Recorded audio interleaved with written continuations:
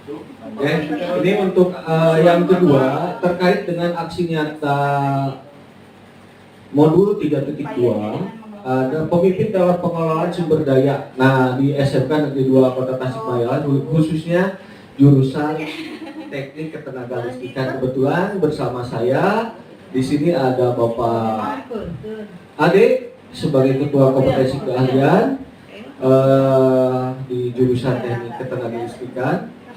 Kemudian ada Bapak Rehan dan semua guru teknik ketenagalistrikan. Kita akan coba membahas apa saja yang bisa kita berdayakan terkait dengan aset yang ada di SMK Negeri 2 Kota Tasikmalaya Teknik Ketenagalistrikan. Jadi yang perlu kita pahami bahwa di dalam satu sekolah kita terkait dengan 7 aset yang bisa kita berdayakan. Yang pertama aset SDM, yang kedua aset sosial, yang ketiga aset fisik, yang keempat lingkungan alam, yang kelima finansial, yang keenam politik, yang ketujuh agama dan budaya.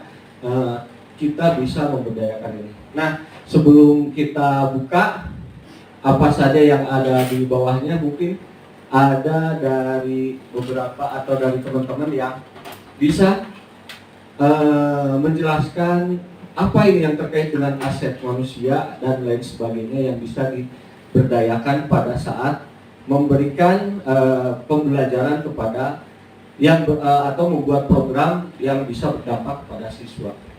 Mungkin dari Pak Ade dulu, dari Pak Ade Rianto ini, beliau sebagai Ketua Kompetensi Jurusan Listrik.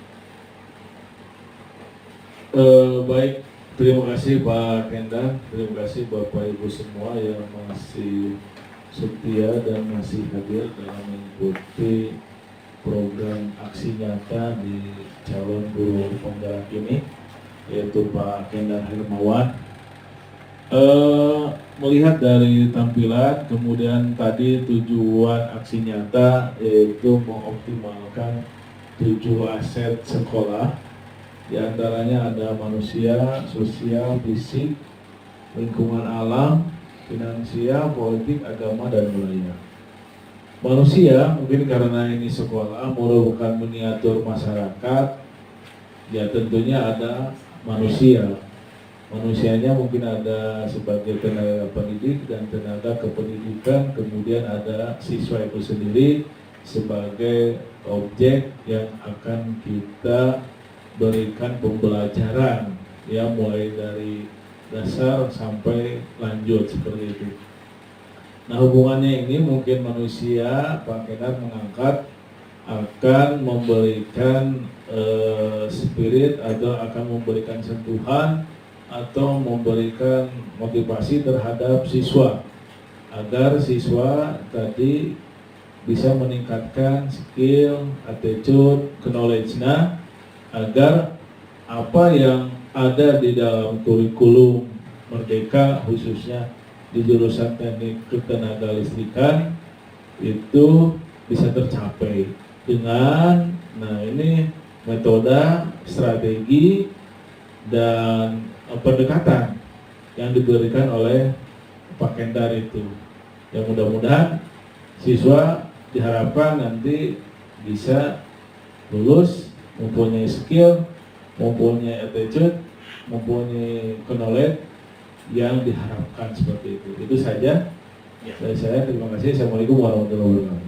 Waalaikumsalam warahmatullahi wabarakatuh. Terima kasih Bapak Ade. Mungkin ada teman-teman yang lain yang mau menambahkan. Baik teman-teman sekalian, betul sekali apa yang dikatakan Pak Hadi Haryanto ya, bahwa banyak faktor yang bisa kita berdayakan untuk meningkatkan kualitas anak, khususnya kompeten, baik dari sisi skill, attitude maupun knowledge-nya. Kita bisa lihat di sini.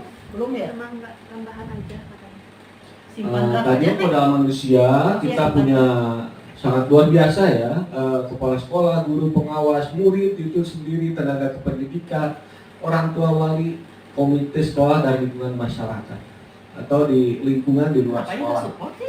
Nah ini semuanya bisa supporting untuk membuat program atau pengembangan program yang terkait dengan murid atau berdampak pada murid. Kemudian yang kedua, strategi pemanfaatannya kita bisa contoh ini salah satunya, misalkan identifikasi kebutuhan terkait SDM yang diperlukan, keterlibatan masyarakat di lingkungan sekitar, kemudian diundang sebagai pemateri, itu bisa dilibatkan dalam pelatihan. Kita juga seperti kemarin ya KNE ataupun seperti tadi ya KNE, kemudian kemarin dari PT Land Industri itu kan dari masyarakat, luar biasa dan sudah dilakukan, mungkin tinggal konsistensi dan pengembangan ke depan. Kemudian ini pemanfaatannya dari masing-masing komponen terkait dengan SDM.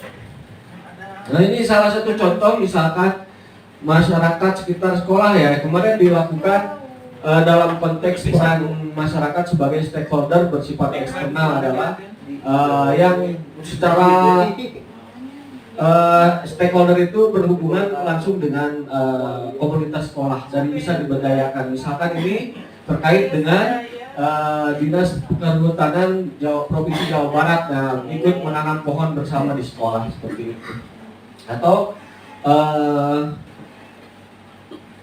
hal lain misalkan, nah seperti ini, pelatihan ataupun penegakan karakter disiplin oleh ABRI bisa dilaksanakan. Modal sosial. Nah ini terkait dengan warga sekolah memiliki ikatan kekeluargaan yang sangat erat dan harmonis. Kemudian warga sekolah saling bergotong royong jika ada masalah yang dihadapi. Seperti itu contoh sosial lah. Kita dengan makan bersama, terus seperti itu juga udah sangat luar biasa. Tinggal konsistensi dan meningkatkannya mungkin. Modal fisik, nah modal fisik itu berupa bangunan, sarana prasarana terkait dengan materi yang diajarkan kepada siswa. Kemudian modal lingkungan alam, nah seperti ini termasuk ada yang bisa diberdayakan, lahan kosong ditanami sayuran oleh Pak Irong itu udah. Sayuran, tanaman hias. Ya, tinggal dimodalin Pak Irong ya. Modal finansial, nah ini dana BOS, bantuan dari pemerintah khusus, infak guru, infak murid, retribusi dari pedagang di kantin, sumbangan masyarakat dan lain sebagainya, termasuk CSR diberdayakan untuk program-program yang berdampak pada murid. Modal politik, nah seperti nah ini terlalu umum ya, ada ajas demokrasi, Pancasila sebagai pandangan hidup, undang-undang yang khususnya lah, misalkan dari KAKO memutuskan misalkan untuk peningkatan kualitas, misalkan untuk monitoring aja itu udah modal politik, bahwa itu bisa ketika ada SK dari atasan kita melaksanakan program tersebut dengan penuh tanggung jawab. Kemudian yang terakhir modal agama dan budaya, ini bisa di DKM, bisa pembiasaan literasi, mengaji dan sholat berjamaah dan lain sebagainya. Saja dari saya terkait dengan aksi nyata pemanfaatan aset yang dilakukan oleh seorang pemimpin terkait dengan 7 aset yang ada di sekolah yang kita bisa berdayakan. Terima kasih. Assalamualaikum warahmatullahi wabarakatuh.